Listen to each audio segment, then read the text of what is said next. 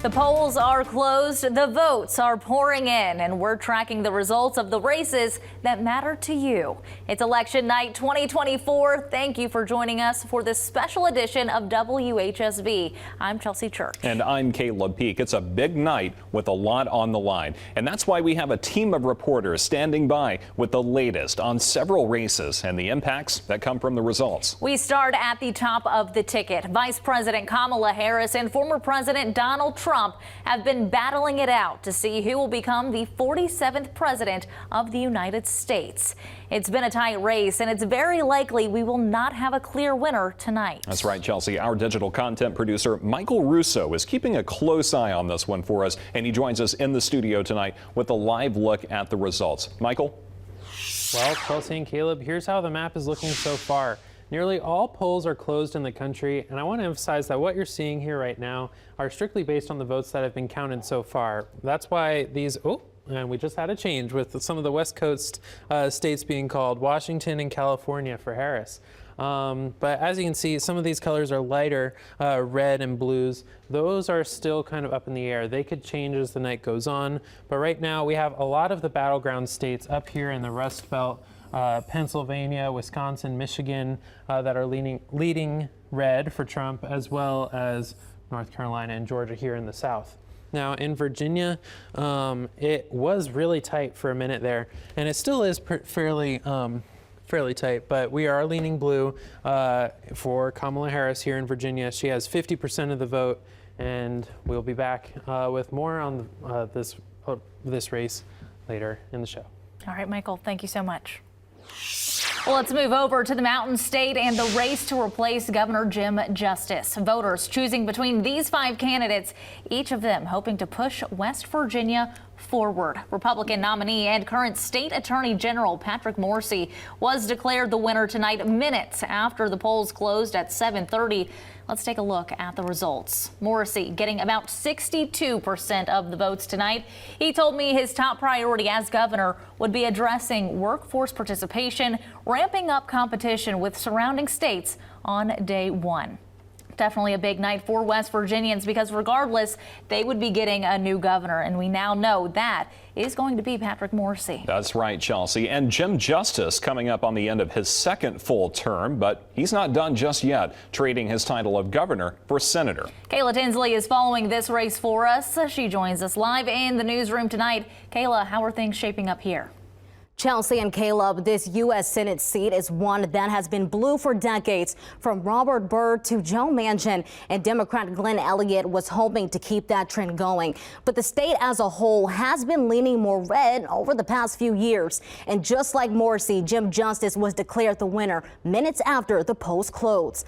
Well, let's take a look at the results. Jim Justice coming out with 69% of the vote, Glenn Elliott with 27%, and David Moran at 4%. In a statement, Justice said, quote, "It has been the honor of my life to serve as governor, and now I will proudly represent you in the U.S. Senate. As a patriot and a conservative, I firmly believe in America's greatness and am committed to putting America and West Virginia first in the U.S. Senate." And we're also following the U.S. Senate race in Virginia. Incumbent 2-term Democrat Tim Kaine looking to block Republican challenger Hung Cao. Right now, Tim Kaine is leading the way with 52% of the vote. Now, Tim Kaine is vying for a 3rd term against Hung Cao, who is trying to become the first Republican in the state since 2002 to win a seat into the upper chamber. Hung Cao broke through to win a crowded Republican primary and face off against Kaine, who won re-election in 2018 by 16 percentage points. And staying on Capitol Hill in the race to represent Virginia's 6th congressional district in the House of Representatives, Mason Willett joins us live from downtown Harrisonburg tonight, where supporters of Ken Mitchell are closely watching the results as they come in. Mason, how is the energy out there?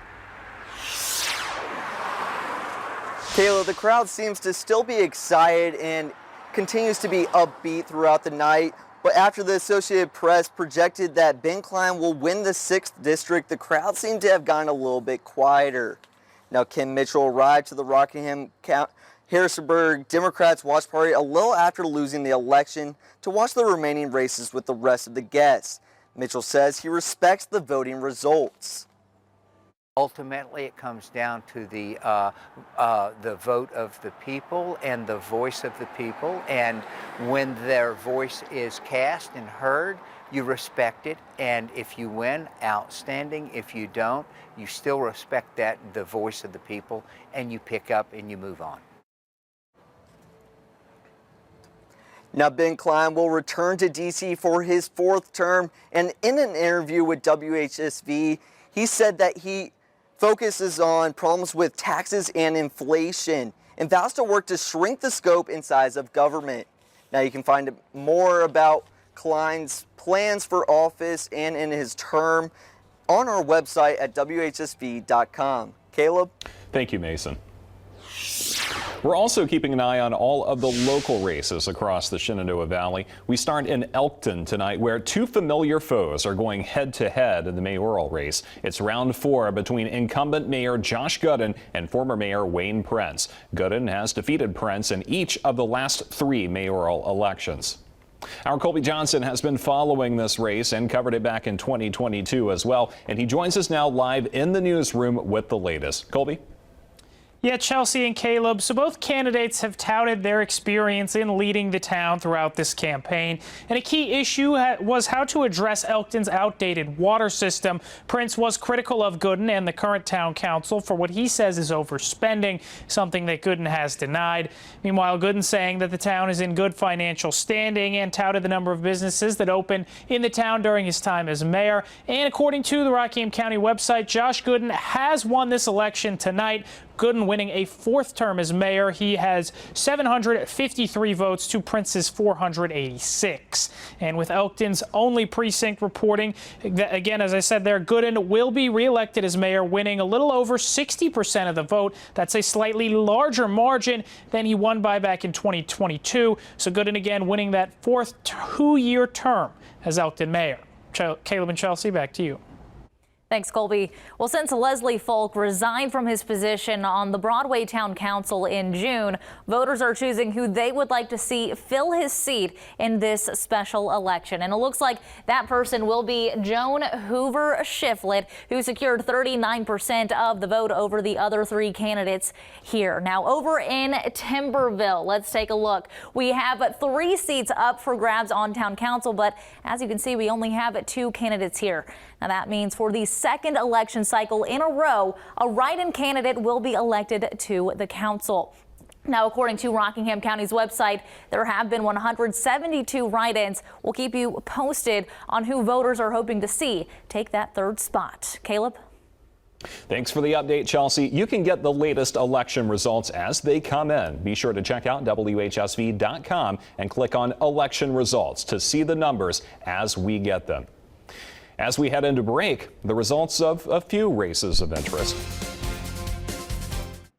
Election night 2024, and WHSV is working hard for you, tracking the results of the races that matter to you. Waynesboro had a packed ballot this time around, 3 open seats and 6 candidates hoping to secure their spot.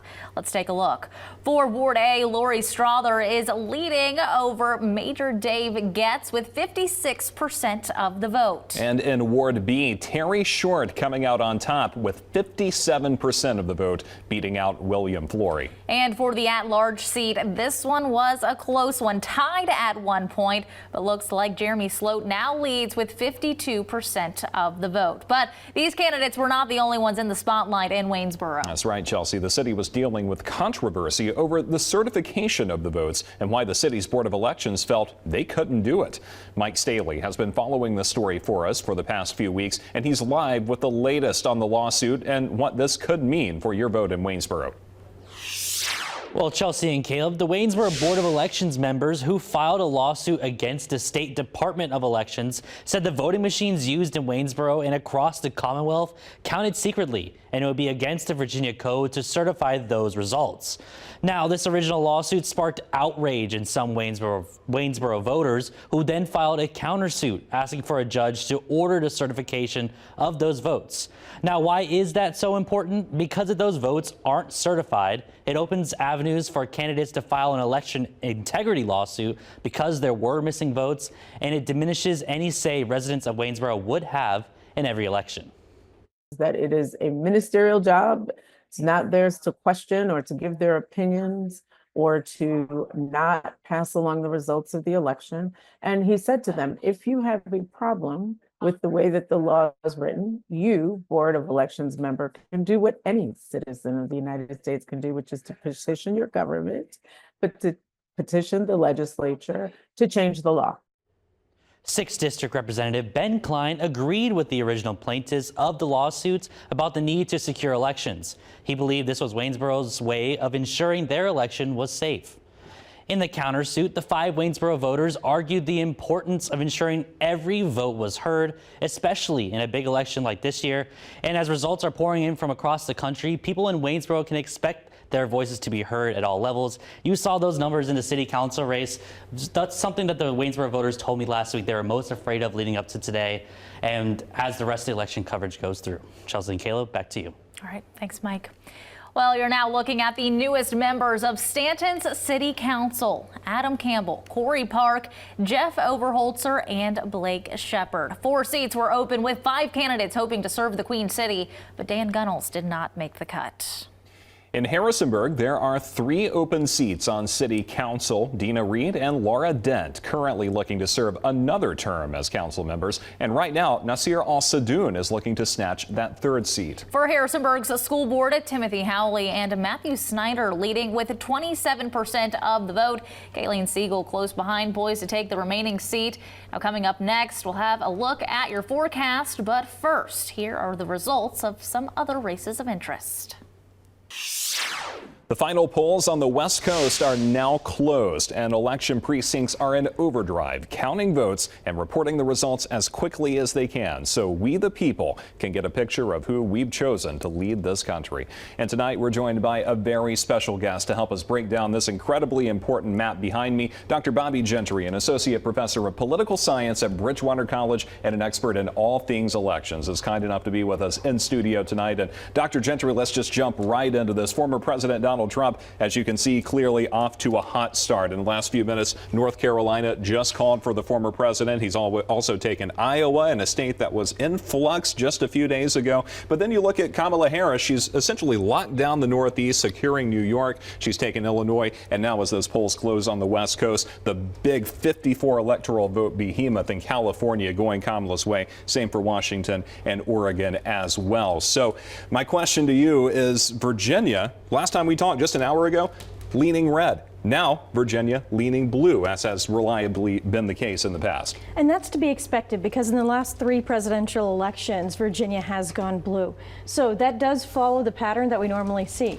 The other thing that we're looking at is both Pennsylvania and Georgia. Again, not just breaking up the solid South. The Democratic candidate needs to break up the solid South, including Virginia. But Georgia would be a big win for Harris, but it's leaning towards Trump right now. Surprisingly, Pennsylvania is actually leading towards Trump, but does still have a possibility for Harris.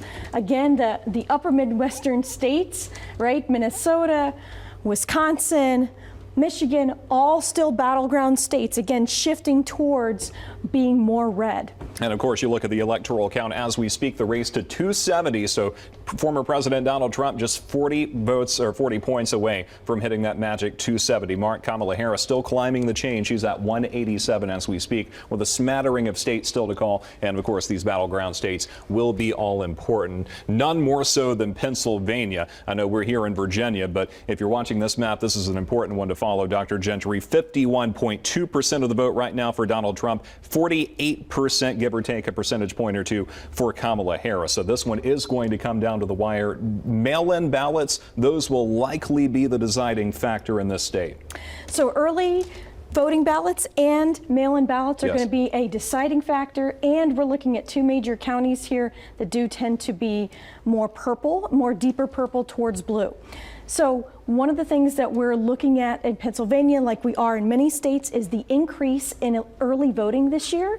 And so we're going to see more states making decisions about, and more people making decisions early on, but the votes not being counted until after Election Day. Long story short, this one is going to come down to the wire. Shocker, I know. That's exactly what national news outlets have been predicting for quite some time now.